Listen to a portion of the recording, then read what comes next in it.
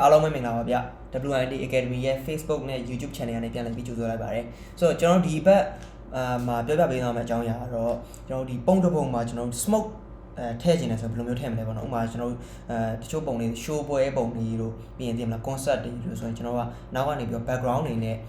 ဒီ smoke element တစ်ခုထည့်မယ်ဆိုကျွန်တော်ဘယ်လိုမျိုးထည့်မလဲဆိုတော့ပြောပြပေးသွားမှာဖြစ်ပါတယ်ဆိုတော့ကျွန်တော်ဒီနေ့မှာပြောပြဖို့အတွက်ဒီပုံလေးကိုတော့ရွေးချယ်ထားတယ်ဒါပေမဲ့ကျွန်တော်အဓိကရွေးချယ်ရမယ့်ဟာက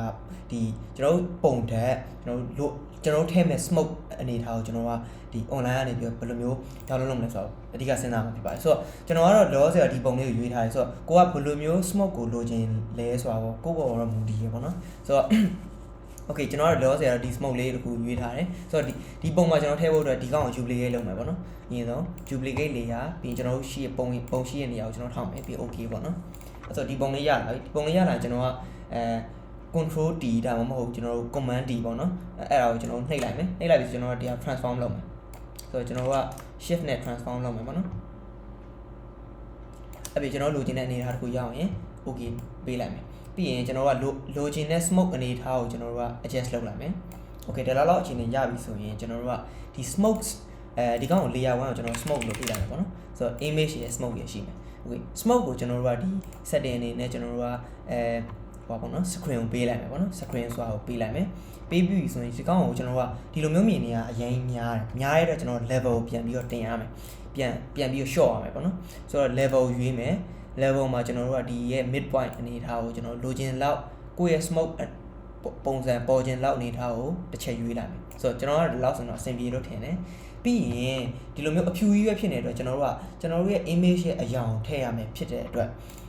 ကျွန်တော်တို့ solid color ထည့်ရွေးမယ် okay solid color တစ်ခုရလာပြီဆိုကျွန်တော်တို့ okay ပေးပြီးတော့ဒီကောင်မျက်လုံးပိတ်ထားမယ်ပြီးရင်ကျွန်တော်လိုချင်တဲ့အရောင်တစ်ခုကိုသွားပြီး select လုပ်မယ်ပေါ့နော်ဆိုပါဆိုကျွန်တော်ကတော့အခုလောဆရာဒီ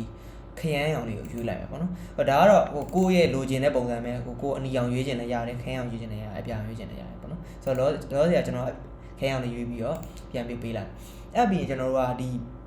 ကျွန်တော်ပေးထားတဲ့ဒီဟိုပါပေါ့နော် adjustment layer နှစ်ခုလုံးကိုကျွန်တော်ကဆက်လက်မှတ်မယ်ဆက်လက်မှတ်ပြီးတော့ကျွန်တော်တို့ကclipping mask လုပ်ဒါမှမဟုတ်ကျွန်တော်တို့ဒီလိုမျိုးလုပ်လို့ရတယ်ပေါ့နော် order key ကိုဖိပြီးတော့ဒီပုံလေးကိုသွားထည့်လို့ရတယ်ပေါ့နော်ဆိုတော့ဘယ်လိုလုပ်လို့ရပါတယ်ဆိုတော့ကျွန်တော်က clipping mask လုပ်လာမယ်အဲ့ဒီမှာပုံကsmoke မပေါ်ဘဲနဲ့ကျွန်တော်တို့အပေါ် solid layer ကြီးပဲသွားပေါက်နေလို့ဖြစ်နေအဲ့တော့ကျွန်တော် solid layer ကိုရွေးလိုက်မယ် solid layer ရွေးပြီးကျွန်တော်ဒီ option ထဲမှာကျွန်တော်တို့က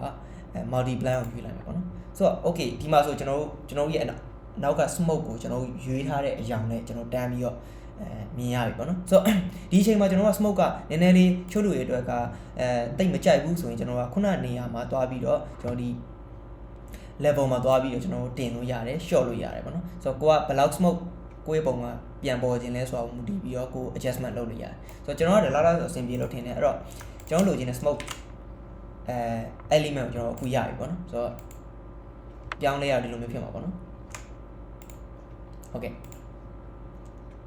အားလုံးကျေးဇူးတင်ပါတယ်ဗျ